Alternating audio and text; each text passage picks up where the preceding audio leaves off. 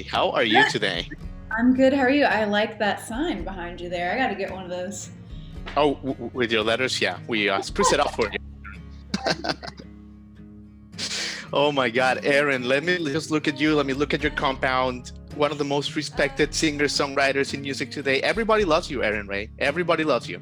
Thank you. Stoked to have you here. You are too kind. This is really brightening up my day right now. Thank you so much. No, and absolutely, Erin. And full disclosure to my audience, Erin. We met a few weeks ago at an afternoon show here in Nashville. And let me tell you, Erin, I've seen my fair amount of shows in career in radio and whatnot.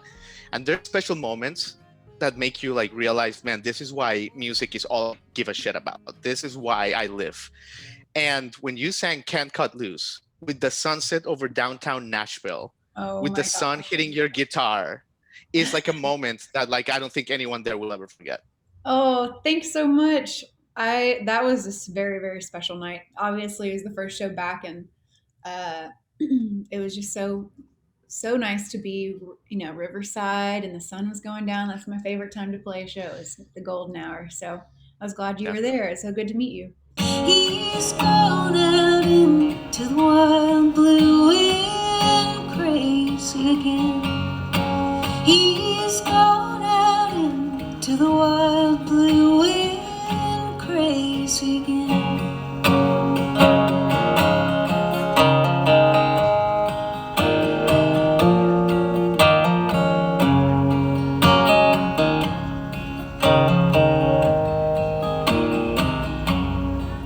Absolutely, Erin. And is it weird, Erin, after, obviously no shows last year, to kind of like start up the machine again, and now you're playing, you're opening for Jade Bird, and you're playing here and you're playing there, like from 0 to 100. Has that been weird?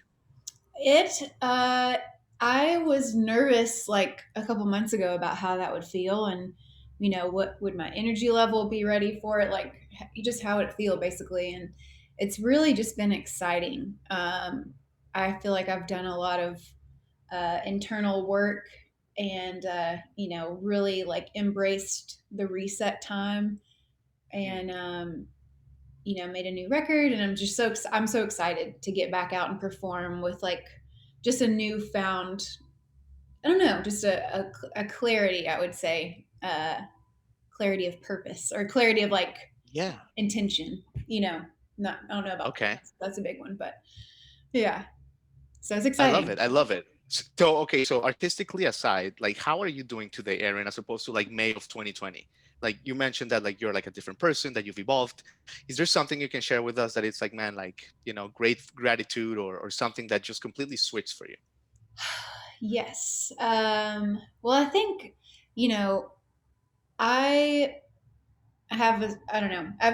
I've done a lot of like therapeutic kind of work behind the scenes, and of course, being stationary for an extended period of time really allowed me to, and forced me in some ways to look at some things within myself, and just really, I guess, the most the simplest way to say it is just that I've moved into like a new chapter of self acceptance, self, just like across the board. I think a lot of us have tons of little fears that run a lot of decisions in our lives. And speak for myself, I think there's like old beliefs, and things that you internalize from growing up, or from, just things you absorb over a lifetime, and you're like, this must be true about me. And so it's been really really great, and I'm very grateful to, like,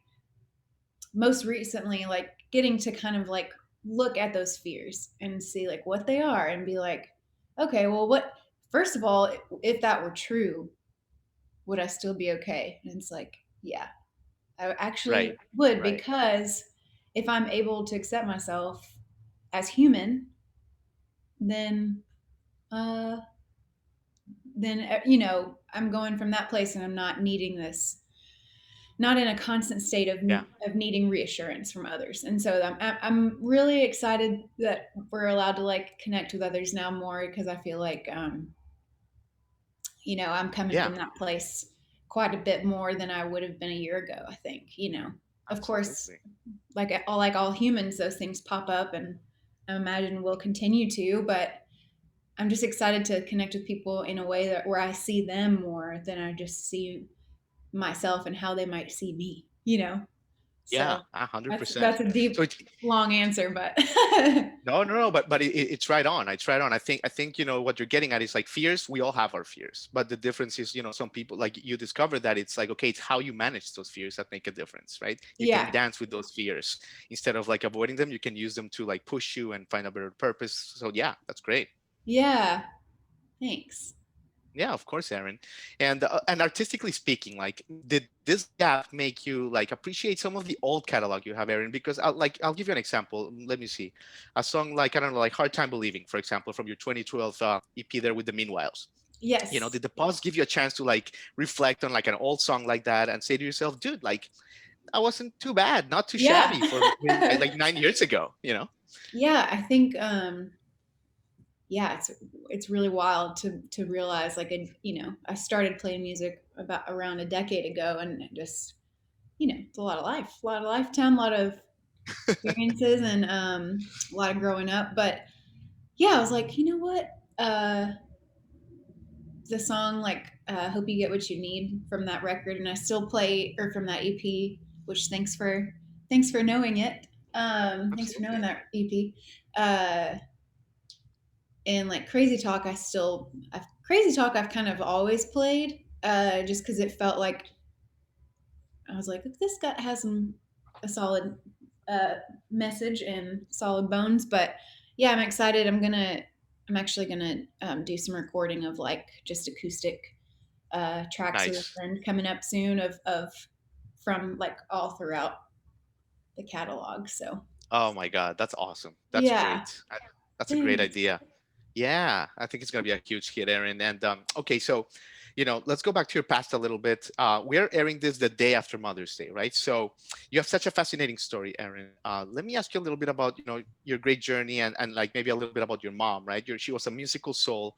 She did perform weekends there in Jackson, Tennessee. But what are some of your memories of your mom, Mother's Day? Like musically, just a little bit about your mom. Oh, the what a thanks for asking about her. I like uh I'm like cool, and a chance to talk about how great she is. I feel like I'm moving into an especially like sweet chapter of our relationship where I'm like maybe my brain is more developed now as like an adult, that I can see, her as another separate human being rather than just like my mom who I'm like, Right. love and warring against as like a teenager or whatever, early 20s. But um my mom is really cool. Yeah, she sang harmonies with my dad growing up. Yeah. Um and so that was like a beautiful, I feel like my music self is like a combination of them, and she has always had incredible music taste, and I have a whole lot of memories of her putting on a record in the living room and dancing to it in the middle of the day. That's so um cute. it's Cool. so sweet, yeah. And yeah, and she's also a writer. She's a therapist, and she's an ordained meditation teacher, which I don't know. Wow, she I was does it like, all. what's the right word?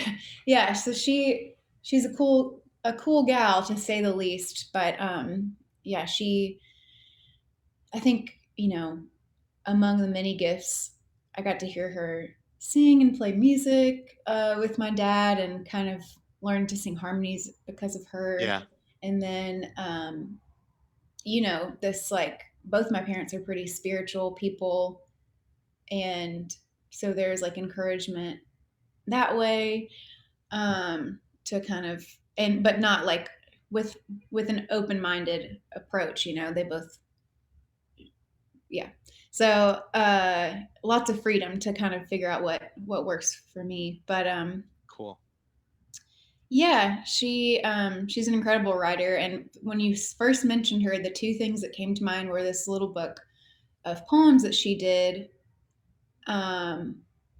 First, she just printed like a handful of copies for some friends like maybe even 10 years ago now, but they're so special to me. And she's just a great writer. And uh, I feel like my connection to my kind of like belief in my own ability to write comes from her Wow. because my dad also is a songwriter and introduced me to a lot of wonderful stuff. But early on, one of my like earliest memories with her is she helped me write a poem for class for school. And it was like I think it was called "Today My Shoes Are Stinky."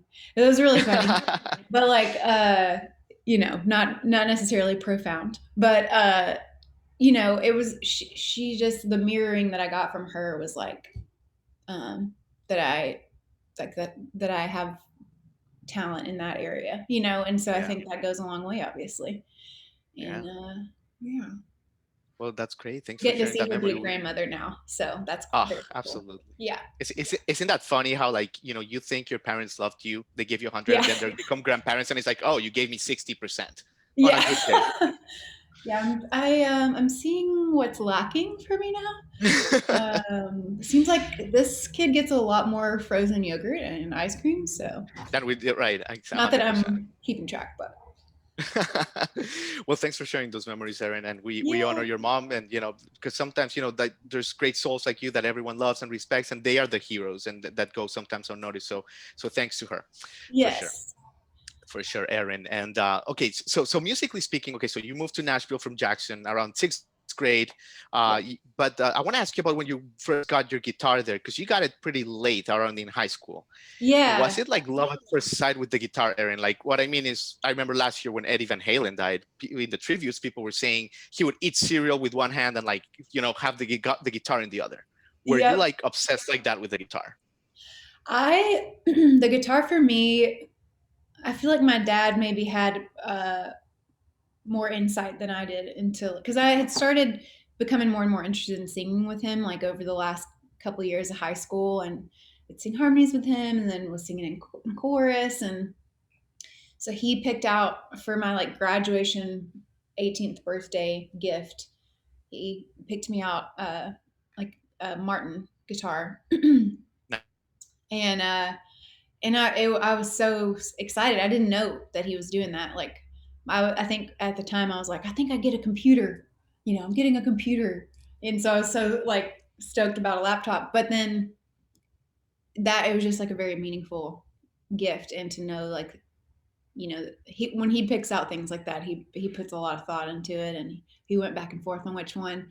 And so yeah, he taught me some chords right away, and then I went to one semester of college, and at Tennessee Tech in Cookeville, Uh-huh. and I was like learning Carrie Underwood songs Right. occasionally, like on ultimateguitartabs.com.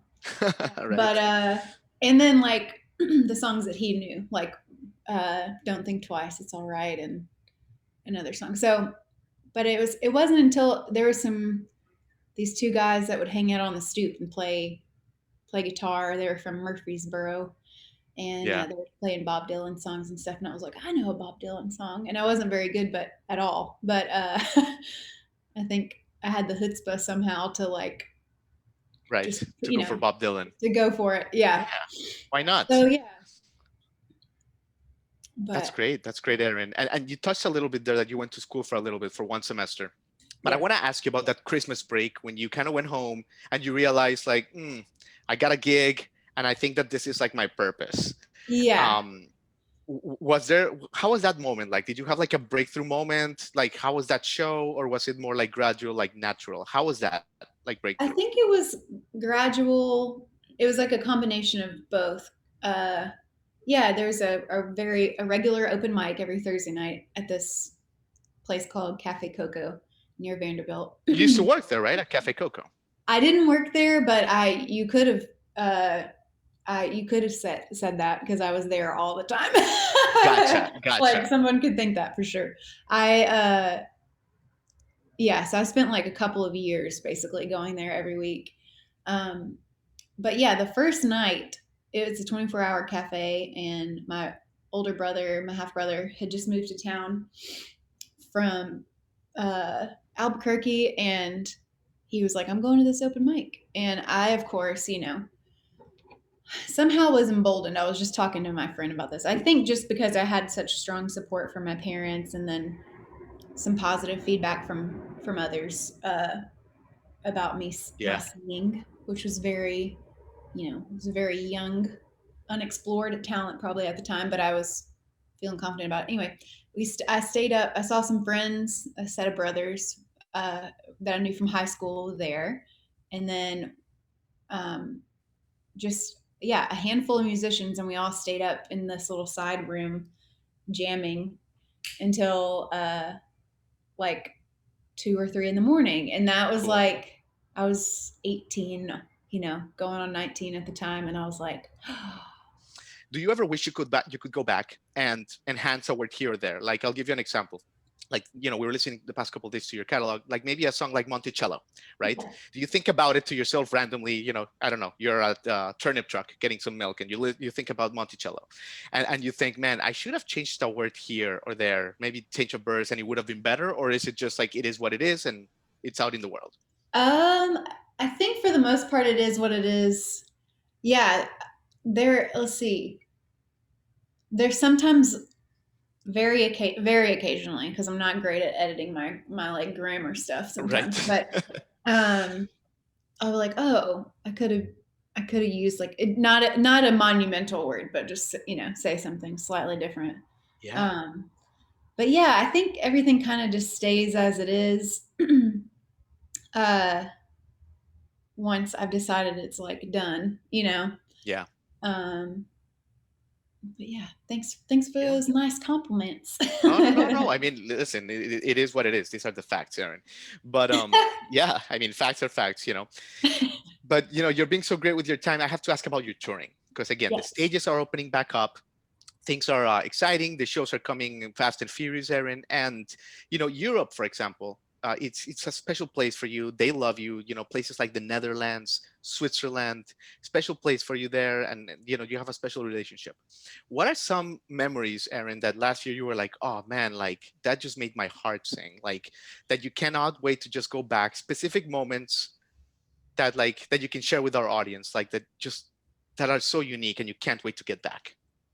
There are so many, and I think another wave of this has started to happen the last couple of weeks.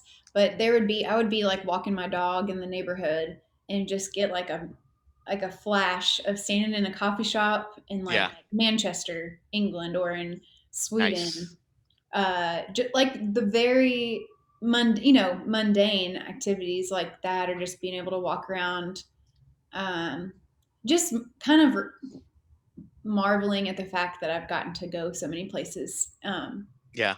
and play music with people that I love and meet people that I now love. And yeah, I mean, I think most recently, uh, the end of 2019 was a Europe tour with Andrew Combs, and that was my first time really. I had been to Switzerland, but in like one small festival in Germany, but Right. it was like the first time of getting to go Stockholm and Yeah.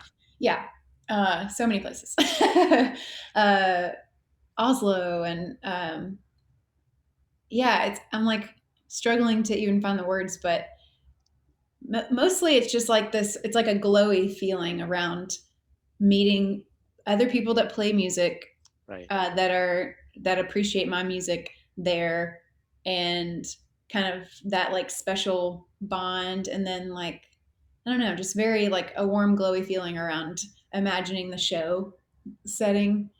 Um, yeah, it kind of doesn't matter where it is, because it's all That same energy. special. Not to sound cliche or cheesy, but yeah, it's cool.